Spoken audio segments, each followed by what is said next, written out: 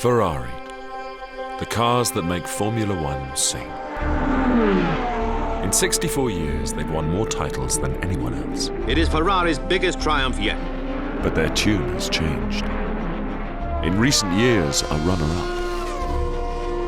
For Ferrari, it is now time to set the record straight. For a new beat is pounding. Formula One is about to change beyond recognition. Aerodynamics all change. There will be lighter loads of new ranges of fuel. Fuel is becoming really very important for the performance of the engine. So like new Formula One for everyone. Above all, there will be new engines. The naturally aspirated 2.4-litre V8 engine replaced by a turbocharged 1.6-litre V6 powertrain, complete with energy recovery systems. This is what will power the dream to win again. What the past 3 years have all been about. A drama of flesh and blood and science.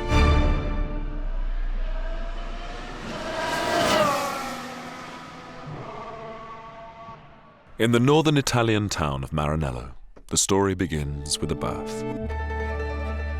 This is the day the new V6 Ferrari engine will be heard for the very first time. To be in here, you have to belong. This is for close family members only. The countdown to the future. No triumphant fanfare. But there is music here. A symphony 3 years in the making.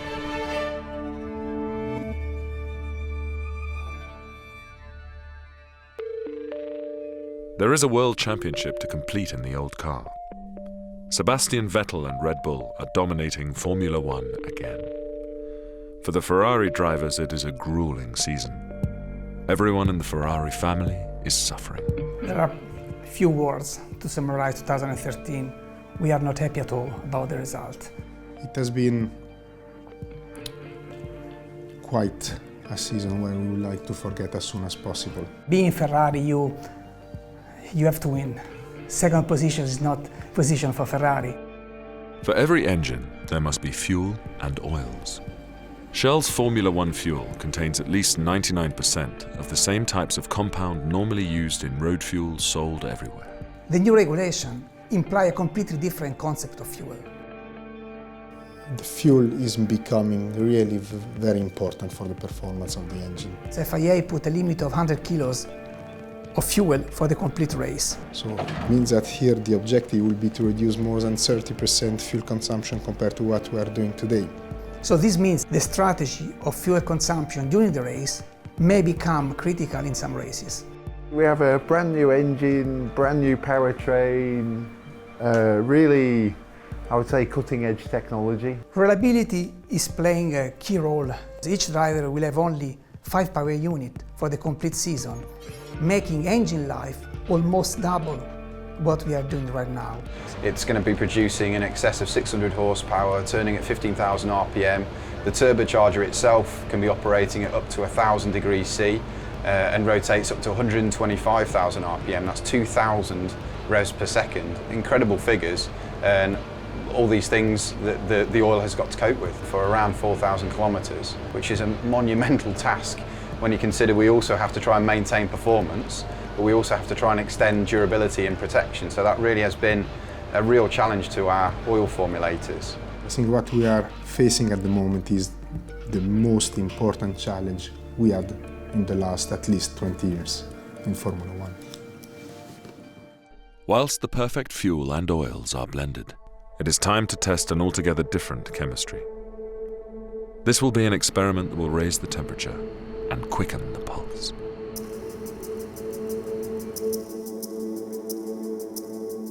Ferrari's proud history and the future. 5 million euros worth of virtual racing. 2 tons of simulator. Tonight, the driver will be Fernando Alonso.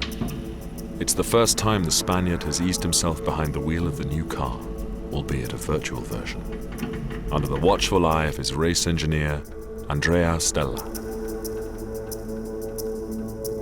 The simulator allows the driver to get used to all the new systems and procedures. There is so much that will be new in the new season ahead, a season of momentous change. There is a mountain of data to be collected, sifted through and analyzed. But this is also about the touch and feel of the driver. Everything in front of him and behind him is different. Will the engineering and the design marry with the human who must control them? So very new is all this, that these are nerve-jangling times. This is a totally new driving experience, from the instrument panel to the car's straight-line performance to its cornering. Fernando will have to learn how to manage his fuel in a car carrying around 30% less. How and when to use the energy recovery systems that will improve lap times by as much as 3 seconds. They have just over a month before they head to Jerez in Spain and drive for real in testing. It was nice to come back behind the wheel and start.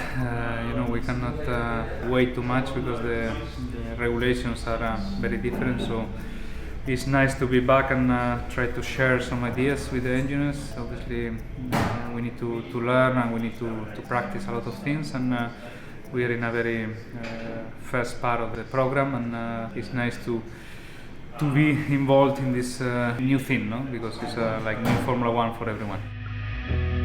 The return of the last man to drive a Ferrari to a world title. Kimi Räikkönen, the Iceman of Finland, making a slow entrance. I even didn't manage to park it in there. A chance for a little nostalgia in a warehouse of heritage. It's that one, yeah, yes.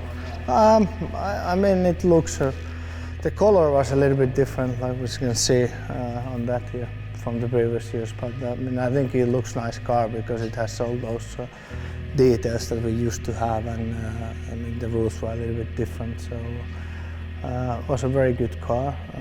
I had a good races with it, so it looks nice. It's nice to come back and start working with Ferrari again.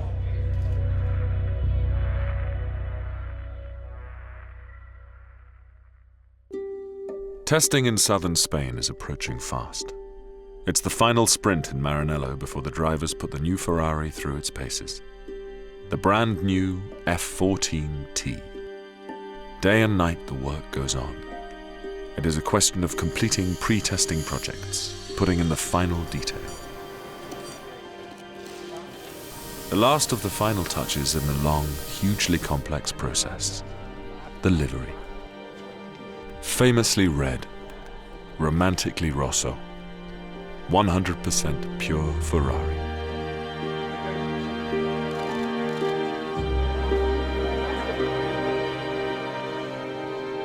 The F14T, the hope for the future.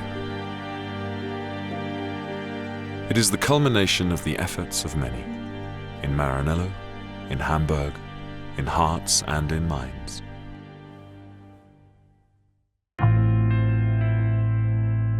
Time to put that hard labor to the test. Jerez and then Bahrain are the proving grounds, and progress is made. There are testing times, but the power unit remains reliable, valuable miles go on the clock, and lessons are learned.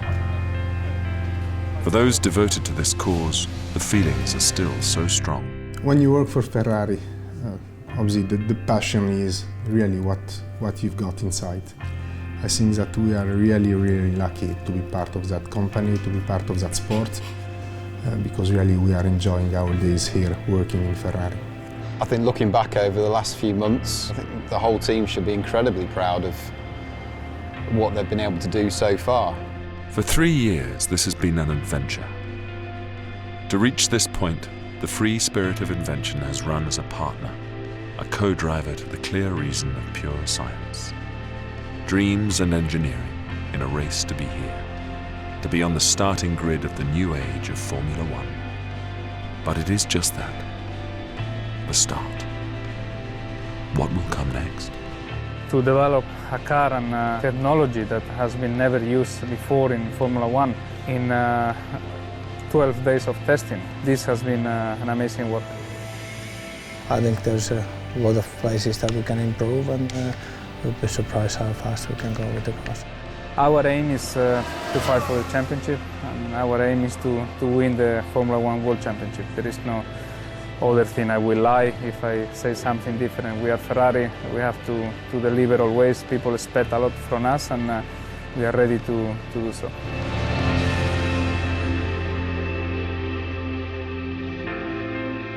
When the lights go out, the strident symphony begins.